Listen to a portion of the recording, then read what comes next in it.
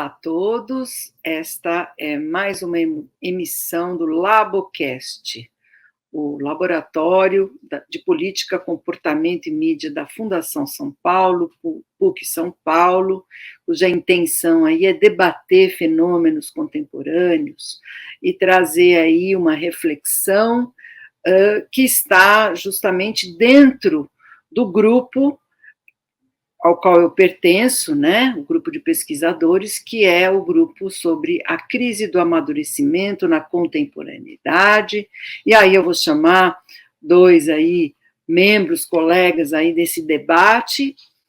Então eu vou chamar aqui, eu sou a Danite Pondé, e vou, então, chamando a Paula Lobo, psicóloga, nossa correspondente em Nova York, e Ricardo Prado, filósofo e psicanalista de São José dos Campos. E aí nós vamos debater hoje esse tema sobre o mal-estar na educação. Quero dizer a vocês que uma certa descoberta tardia minha, né? Então, foi muito recente, tá? Veio da Grécia, gente, né? Educação já é assunto na Grécia há muito tempo, né? E é pela voz de Platão e Sócrates, né, que a gente adentra nessa seara da educação, porque já havia um mal-estar na educação naquela época, né? Interessantemente, Platão e Sócrates, né, vão fazer uma espécie de censura a respeito do conteúdo que se estudava, né? Então, já se debatia naquela época sobre o conteúdo, sobre o que o acervo, né, até então, da tragédia, da poesia épica, né, aportava à cabeça dos alunos, né, da academia, né, dos alunos que na verdade, eram aqueles escolhidos, né, para poderem estudar, não era todo mundo que estudava, né, nós estamos em outros momentos, né. Então, assim, não só quem estudava, mas o conteúdo daquilo que se estudava já era pensado como algo da ordem corruptora. Então, se censurava o conteúdo, e, no caso, na República, a gente vê aí a censura explícita das tragédias como algo de irracional, fazendo emergir, né, sentimentos brutos, irracionais, catárticos, né, e também pela própria ambiguidade desses deuses, né, que estupravam, que matavam e que faziam coisas assim, não dentro vamos dizer, da dimensão humana, como isso poderia fazer mal às crianças, né? Então, assim, vou introduzindo o mal-estar na educação, porque eu sei que parte daquilo que se confere hoje em dia ao questionamento sobre conteúdos ou o que está acontecendo na educação, que é cheio. Eu temo que eu tenho uma certa impaciência, às vezes, quando começa porque se fala, e essa é a minha ideia, né? Eu sempre tenho um sentimento, né, de que se fala muito, mas a educação continua, principalmente no nosso país, a gente sabe o quanto ela está mal das pernas, né? Ou seja, em todos os sentidos, não estamos falando só sobre as questões sociais implícitas nisso, mas estamos falando também sobre a patologização, sobre o que está acontecendo, sobre os temores, né, na instituição educacional, enfim, tudo sobre isso. Então, inicio aí essa reflexão aí, que pode ir para alguns lados, né? Podem ir para vários lados, né? Vários lados, né? Vários lados. Oi, Paula, oi, Danite.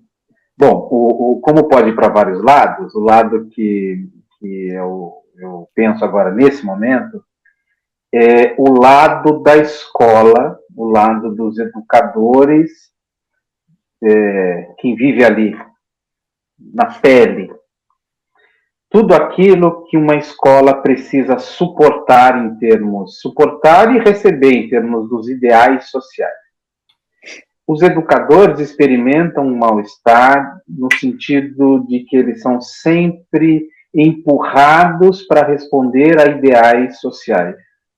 Aliás, a escola, como muita gente já teorizou isso, sobretudo nos anos 70, a respeito do quanto a escola é mesmo uma espécie de microcosmos da sociedade. Todas as contradições dela vão para dentro da escola, esperando que lá elas se resolvam de uma forma um tanto mágica, né? Como se ali não fosse um mundo de verdade. Então, os educadores, que eles vão ter que se virar com muitos ideais, por exemplo. Eles vão ter que lidar com demandas sobre produtividade, vão ter que lidar com demandas sobre eficácia, vão ter que lidar com especialistas, 1000 especialistas que estão orbitando o universo da escola, vão ter que lidar com milhões de discursos que querem entrar dentro da escola, seja políticos, sociais, econômicos, querem entrar. E os educadores estarão sempre divididos por uma outra coisa que passa quase que ao largo disso, mas faz toda a diferença na vivência cotidiana de um professor, que é o fato de que a educação, se há 30 anos atrás uma criança ia para a escola com 6, 7 anos, portanto, muito dos seus processos maturacionais já tinham acontecido, hoje as crianças vão com 4 meses, né?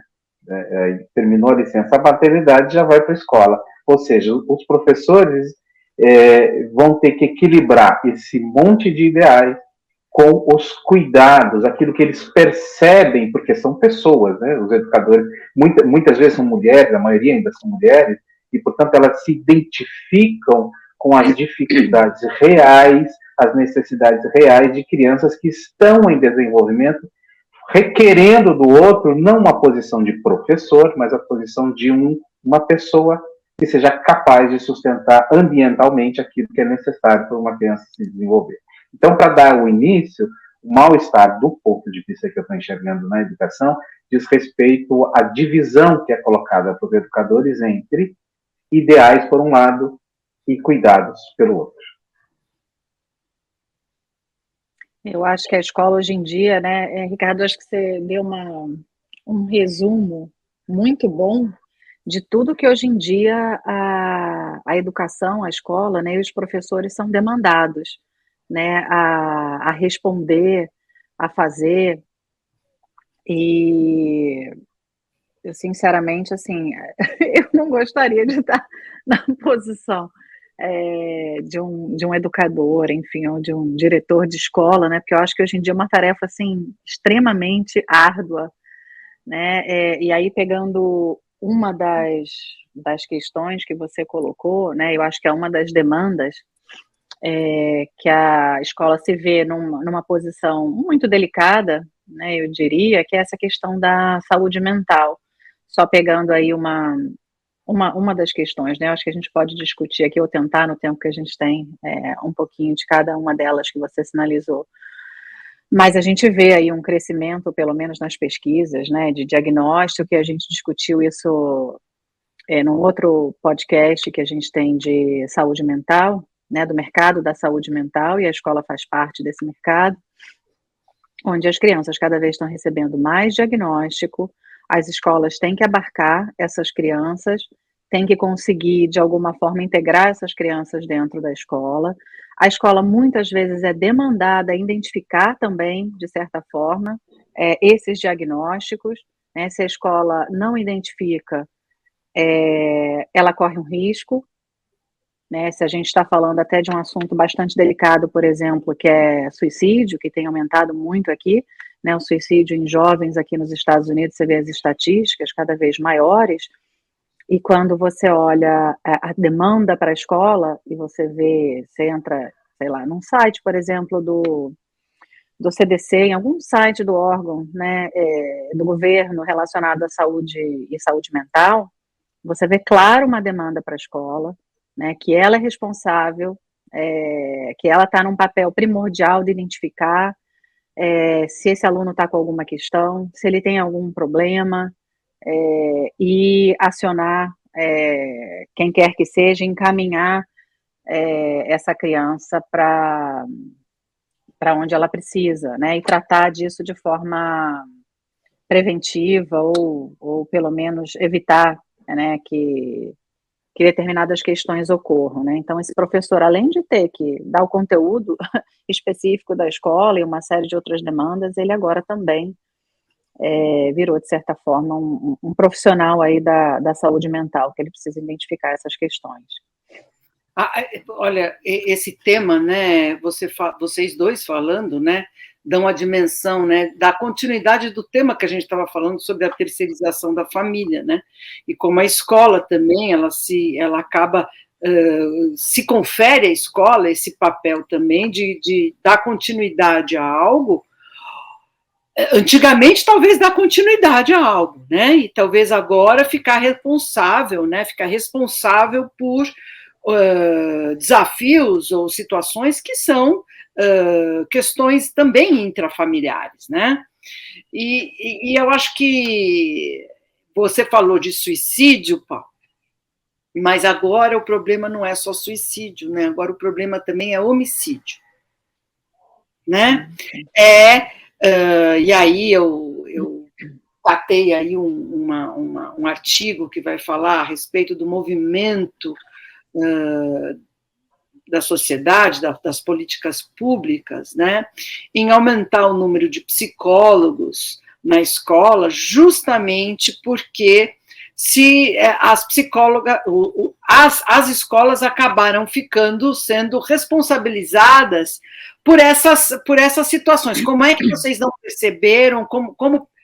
E agora todas essas falávamos em educadores da família, agora nós temos os educadores das escolas, né? No sentido de que pessoas profissionais que vão ensinar os professores, os educadores, né? Toda a coordenação, toda a instituição, a como olhar e identificar questões patológicas, né? Questões da violência, né? Justamente uma sociedade absolutamente hipersensibilizada a eventos esporádicos, né? Mas que ganham, né? Novamente, a gente está numa certa seara de como alguns eventos ganham, eventos traumáticos, eventos ruins, acabam ganhando um certo neon e se dissemina, né, um sentimento de caos, de horror, de perigo, né, em tudo. Então, cabe às escolas, na verdade, eu fico pensando, né, eu vi bastante movimentos, quer seja das instituições públicas, mas também das próprias escolas, em começar a manifestar diretrizes, né, no sentido de se precaver, quer seja pela incidência da questão, né, do que aconteceu, do homicídio, né, mas também se precaver pelo fato de ser imputada por isso, né? Quer dizer, como você não viu? Então, assim, existe esse vai e vem dessas questões potencialmente acirradas. Mais uma vez, Furedi vai falar a esse respeito, né? Furedi vai falar. A educação acaba sendo mais ou menos aquilo que a Geni era para o Chico Buarque, né? Não tinha aquela que joga pedra na Geni. A educação é esse campo em que, bom, tem desigualdade social, faltou educação. Tem problema de fome, faltou educação. Tem problema de saúde mental, assunto da escola. Tem crime organizado no Brasil, é porque não teve educação. Tudo é imputado à educação, e a educação, por outro lado, também não recusa nada. Ela nunca diz assim, olha, isso não tem nada a ver comigo. Também não diz, né? Assume, né? Todo esse vozerio de discursos, ela assume, né? Então, eu acho que esse é um elemento importante nesse mal-estar. Por quê? Porque na na prática direta, cotidiana de professores com crianças, aquilo que era para ser um ambiente confiável para manejo de situações delicadas, crianças que chegam muito cedo na escola, que trazem seus gaps das relações ainda não muito bem terminadas em casa, essas educadoras estão sempre sendo obrigadas a estarem divididas entre crianças, cuidados, portanto, e dar conta desse vozerio de discursos que demandam delas a salvação do mundo. Verdade. Você sabe que aqui na esquina de casa eu estava pensando sobre isso, agora você estava falando, eu pensei algo sobre, não se trata apenas só, logicamente, dessa configuração com os educadores, né? É o âmbito de toda a escola, né? Todos os profissionais aqui, ao lado de casa, na esquina, tem uma escola menor, não é uma escola grande, é uma escola menor, mas é uma escola que vai até, termina todo o fundamental, só não tem colegial. Olha aí, colegial 2º grau para os mais novos. E o que acontece? Eu vejo a recepção, ensino médio, obrigada, Kogan, eu vejo os mais novos, vamos dizer, aquela pessoa que recepciona as crianças de manhã, então eu vou passear com as minhas cachorras e vejo ele recepcionando as cachorras.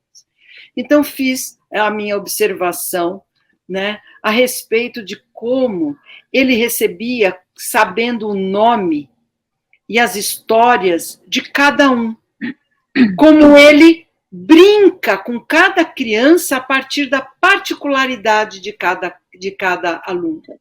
Né? Então, imagina você chegar de manhã e você tem alguém que te recepciona na porta, falando, e aí, campeão, Corinthians ou Palmeiras, ou e aí, e essa tá de mochila nova hoje, hein? Que beleza, né?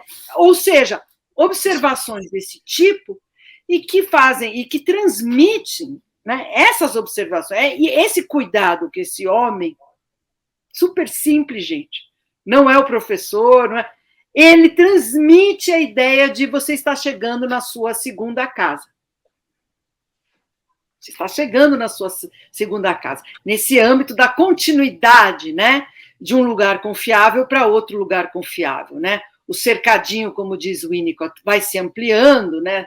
Vai da mãe, depois inclui a mãe e o pai no contexto do desenvolvimento, né? E depois a grande família e depois a escola, né? E nesse sentido, né, a importância disso, né? E, ao mesmo tempo, a responsabilidade disso.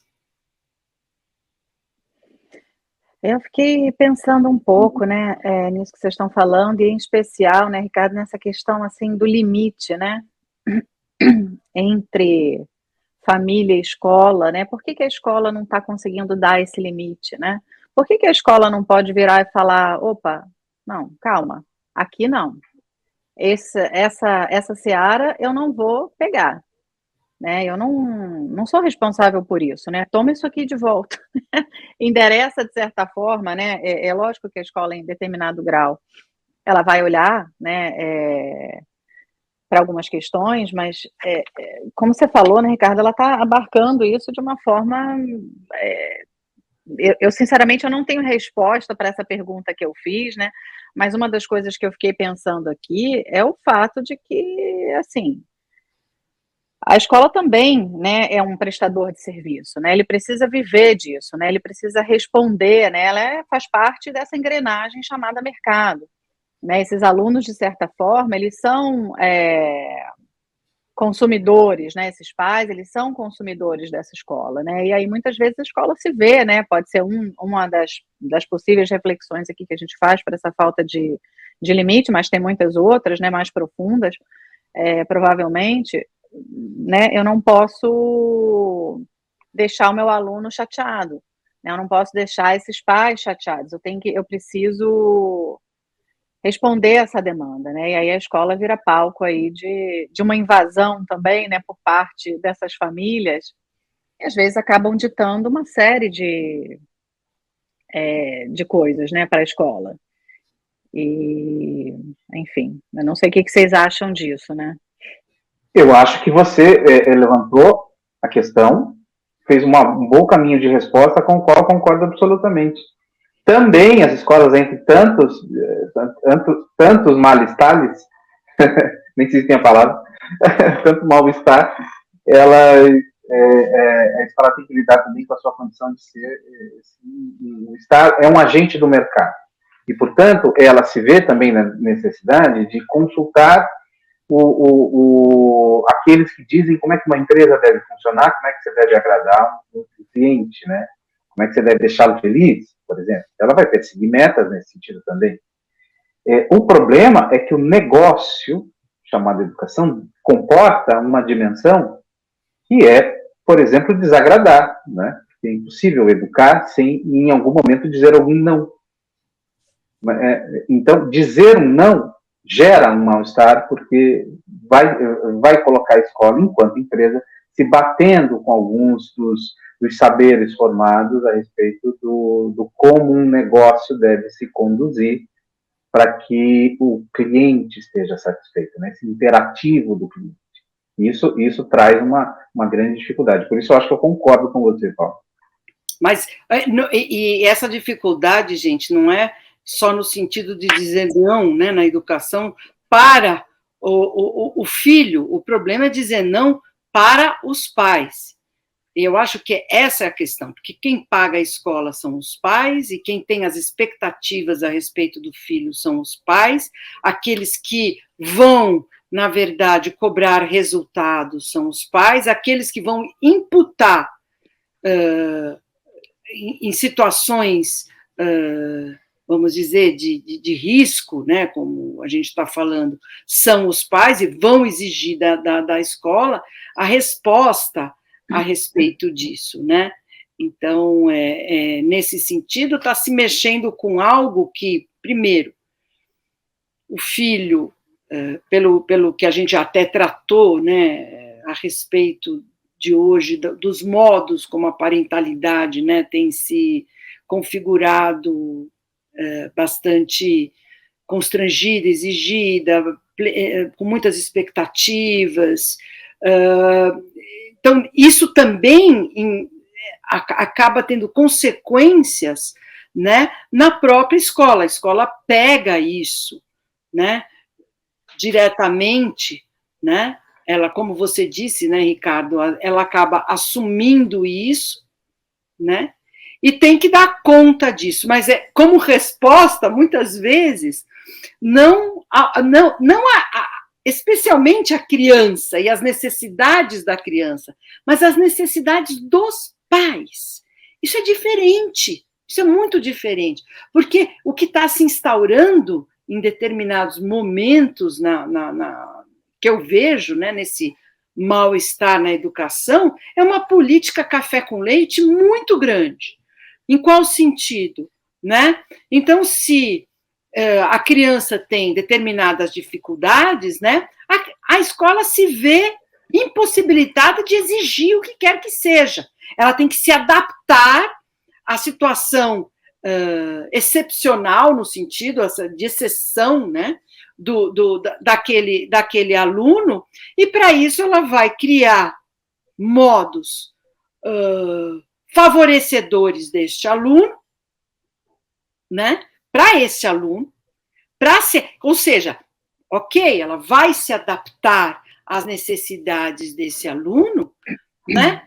Mas isso daí, para mim, é uma faca de dois gumes, né? Porque, ao mesmo tempo, né, isso pode implicar numa adaptação positiva, mas, ao mesmo tempo, também isso pode implicar numa política café com leite, ou seja, a criança sempre vai ser uma criança diferente, nunca vai conseguir chegar, vamos dizer, seguir, né, seguir os passos que outros, mas o que importa não, ela se formou. Isso acontece muito lá na frente, na faculdade, a gente vai ver isso de montão, né? Então, isso também traz outras camadas, né? Porque Uma escola que queira se adaptar às necessidades de uma criança, significa que ela está se adaptando à necessidade de uma criança? Ou a imperativos, digamos, narcísicos dos pais? Isso é muito diferente, isso introduz conflitos que, se ligado à necessidade de dar resposta mercadológica, amplia o âmbito dos conflitos. Para concretizar, situações que eu já vi com muita frequência, eventualmente aquelas crianças que passam o dia todo na escola, muito pequenininhas, e o educador está diante da criança e sabe, bom, para essa criança seria muito bom ela poder dormir nesse horário aqui, porque ela mostra esse sono depois de uma atividade e tal, e tal, e tal. Crianças bem pequenas. O pai manda lá uma notícia, lá um comunicado, não deixe dormir. Mas por que não deixa dormir? Porque à noite eu tenho um evento, eu quero que ele chegue em casa e vá dormir. Entende? Então, a necessidade daquela família e a necessidade da criança coloca o educador no meio, e quando ele entende que a necessidade da criança é diferente, como é que ele fica nessa jogada? E quando se introduz, então, o elemento mercado, pai satisfeito, né? Então, isso introduz um vetor de distanciamento de um educador em relação às necessidades da criança, e eu acho que isso deveria contar mais, né? E isso é um prejuízo, né? Isso é um prejuízo para justamente aquilo que é a proposta da educação, né? A proposta da educação, né, não é servir aos pais, não é essa a proposta, né? Ela na verdade, ela oferece como algo de um lugar que é realmente um serviço para os pais, na medida que eles trabalham, na medida que eles... Mas não é a sua prestação em termos de educação direta, né? É o filho. Então, assim, eu gostei do que você falou desse distanciamento, porque são tantos os fatores que, vamos dizer, são tantos os pratinhos, né? Eu senti bem isso, né? Sabe, aquele malabarista. Então, o mal-estar na educação, ela está remontando essa ideia, essa imagem de malabarista, né? Tem que lidar com uma série de coisas. Muito. E eu acho que nesse balaio aí, né, assim, você fica pensando, a criança está totalmente esquecida, né? Porque, assim, aonde que sobra espaço, né? Porque são as demandas dos pais, né? E aí, se você pensar, ainda tem um outro layer aí, que é a própria demanda, né? Quando você fala pais, mercados, mas aí pensando em mercado mesmo, né, em preparar essas crianças como profissionais para esse mercado, enfim, do trabalho, por exemplo, né? Que eu acho que é um outro... E que isso passa também pela expectativa dos pais, né? Eu já ouvi pai falando, né? A escola do meu filho é muito boa, meu filho aprende oratória, né? Ele faz algo tipo TED Talk, enfim. E aí você fica pensando, né? Bom, realmente, né? A escola virou praticamente uma empresa, né? Se eu penso assim, dentro da lógica de empresas, né? Onde você trabalha com adultos, que você tem métricas, que você tem treinamentos, que a pessoa tem que cumprir determinadas coisas, a escola tá parecida, né? Por esse lado.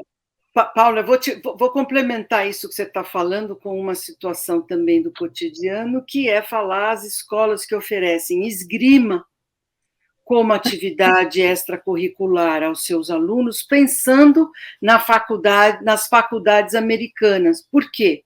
Porque esgrima é uma competição, né, onde nos Estados Unidos é escasso o número de pessoas que querem fazer esgrima. Então, se o seu filho no Brasil fizer esgrima, a possibilidade que ele tem de ser aceito numa universidade americana com a bolsa por conta deste esporte é muito maior.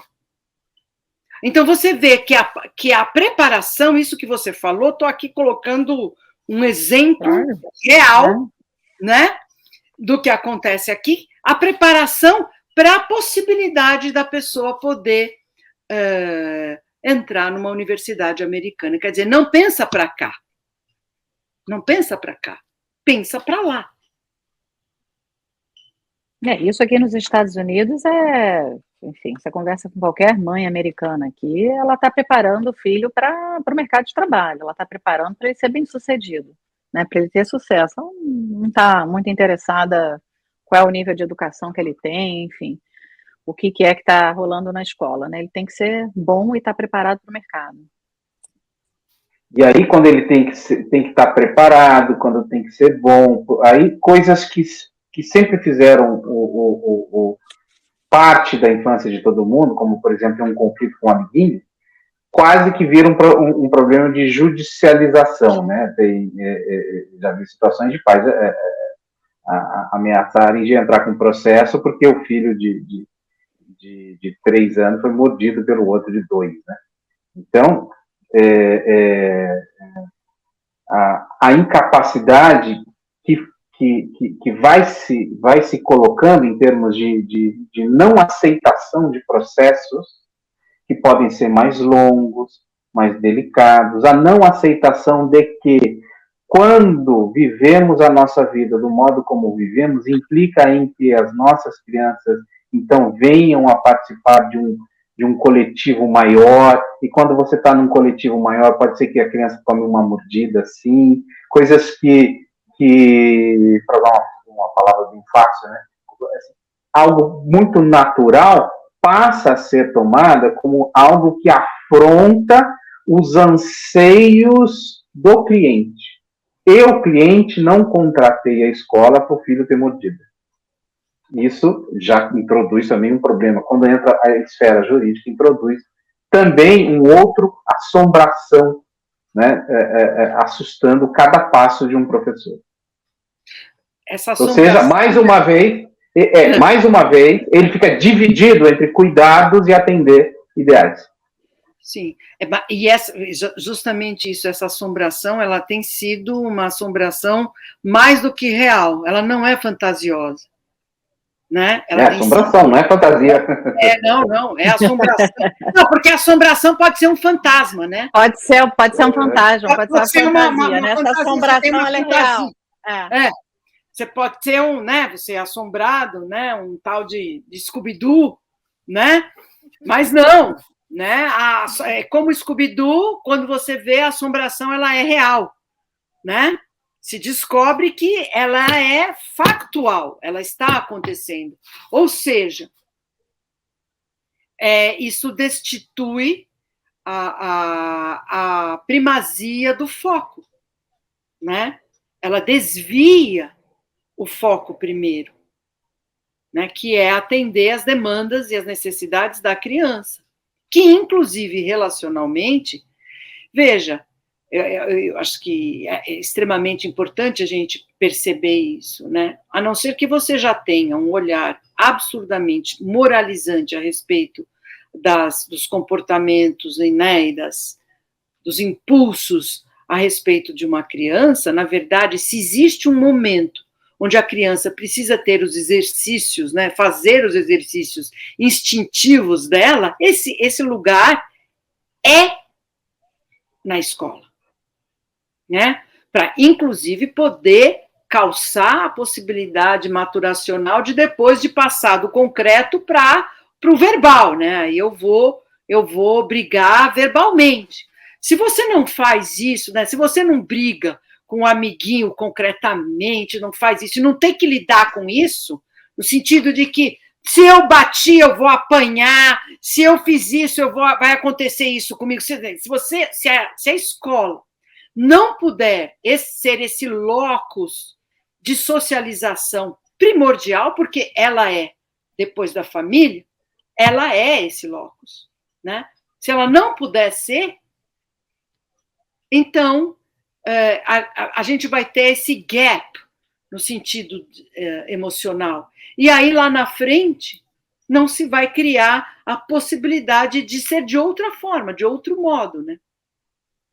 É curioso, né, Denise, que eu estou ouvindo você falar, me lembrei do Freud, né, falando da socialização da criança, né, nos 100 anos de crise de identidade, que ele fala dessa briga aí pela socialização da criança, e essa ideia de moldar, né, dessa possibilidade de moldar a criança, e como a escola, de alguma forma, ela tem tentado atender a essa demanda, né, que ao invés de simplesmente deixar a criança na escola e administrar, todas essas questões aí que você está falando, né, que fazem parte da socialização, né, isso tem que ficar abafado, e aí ela bota uma disciplina, né, bota dentro do conteúdo da escola o treinamento, sei lá como é que se chama isso, socioemocional, né, onde você vai aprender agora, sei lá, determinados a colaborar, você vai aprender, e aquilo vira uma aula, né, quando na verdade a criança precisa ir para o recreio, ela precisa brigar com o amigo,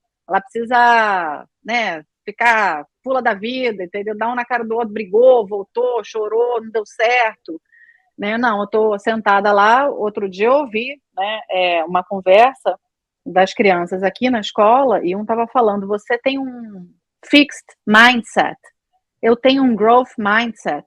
Eu falei, que é essa, né? Que M é essa?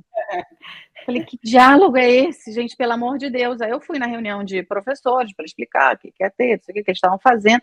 Aí quando eu vejo lá essa porcaria dessa educação socioemocional, com esse livro, né, Growth Mindset, Fixed Mindset, sei lá, que é de um autor americano aqui, eu não li, mas, ou seja, as crianças estão tendo aula disso. Eu falei assim, para quê? Eu adorei Enfim, né, Vale. Não, me lembrei do Freud, né, onde ele fala que a escola, né, virou essa educação terapêutica, né? E que o conteúdo tá totalmente perdido. O que acontece, né, Paula, é que o que normalmente acontece é seu filho é agressivo, manda ele para terapia.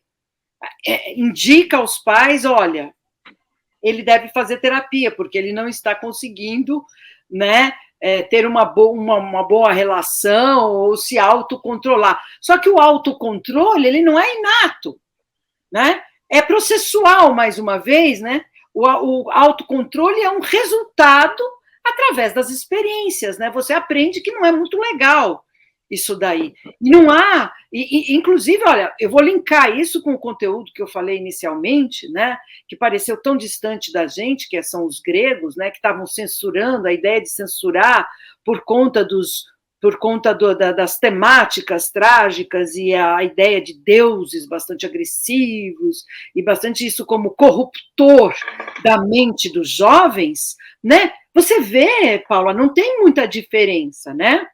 Não tem muita diferença a respeito de tantas e tantas outras coisas que foram censuradas como conteúdo na escola ou censura pelo comportamento, com medo dessa corrupção, né?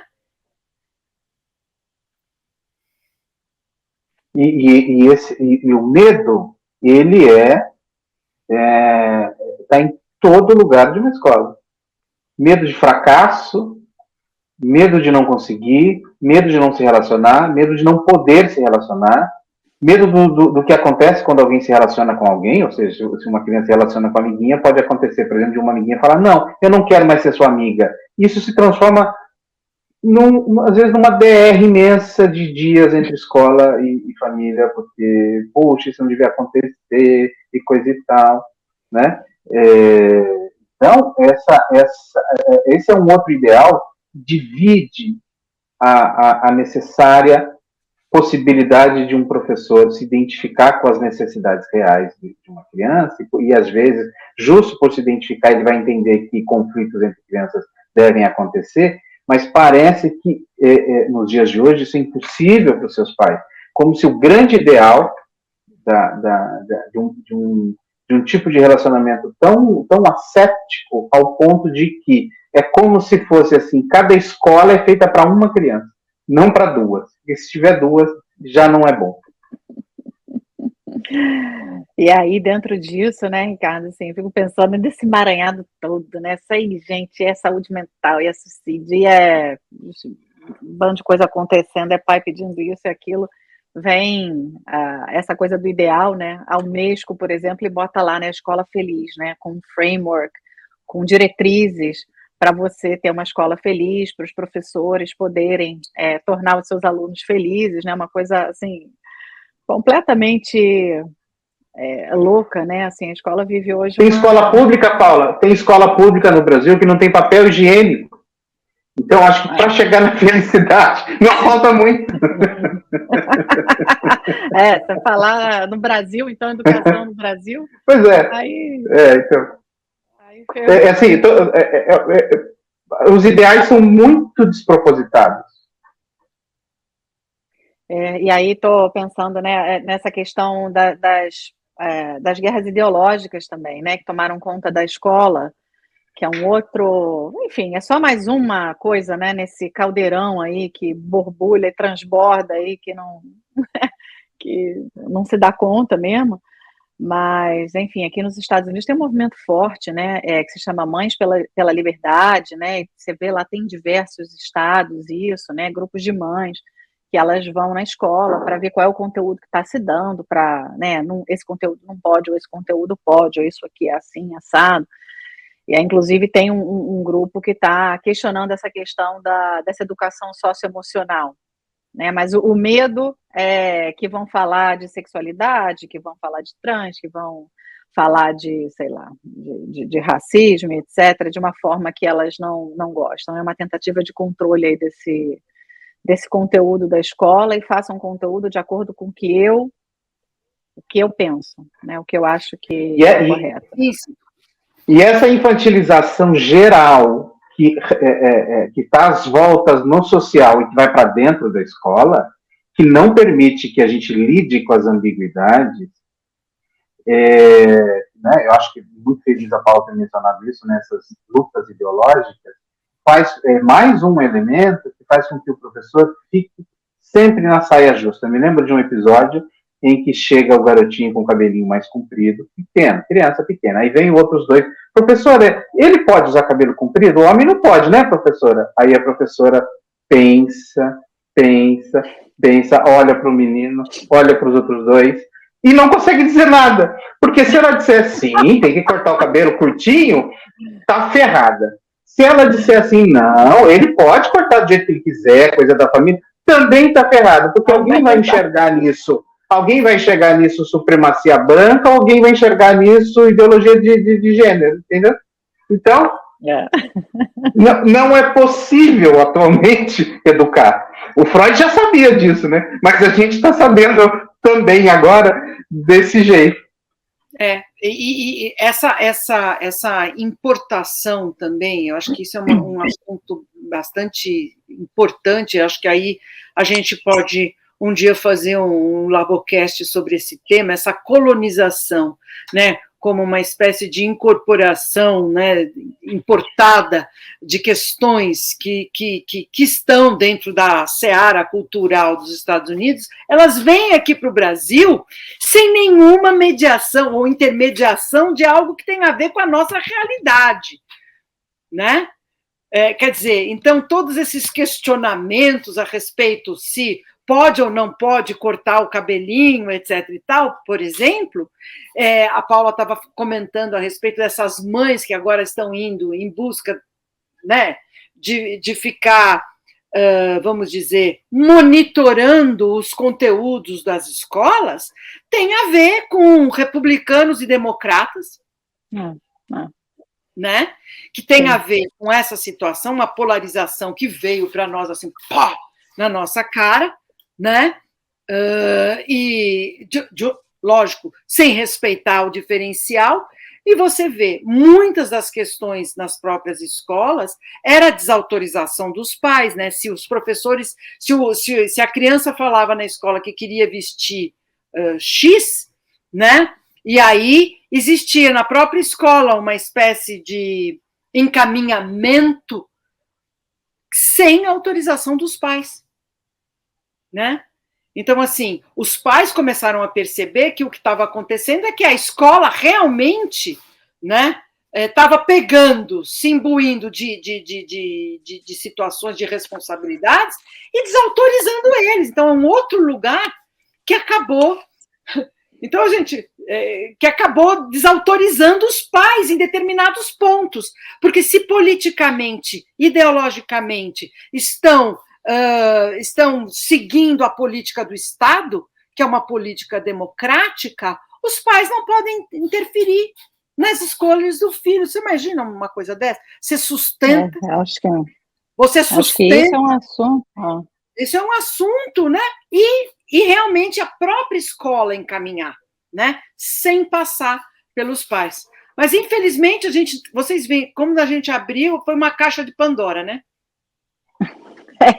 Dava para entrar nessa discussão, realmente é um mal-estar, nesse assunto, né? Agora da desautorização dos pais, grande, assim, né? Tem muita reclamação aqui também nesse âmbito, né? Mas, enfim, não dá para a gente entrar agora nesse assunto. Não dá para entrar, a gente pode desdobrar esse mal-estar na educação em centenas vocês viram? Daí a dificuldade, daí eu ver que tem um caldo, assim, que às vezes eu não sei nem para onde olhar, quando se começa a falar, mas assim, vamos pensar nesse assunto de dar continuidade sobre outros ângulos.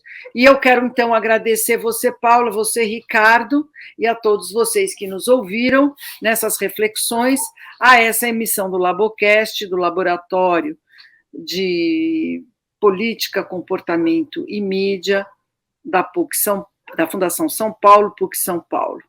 Até a próxima.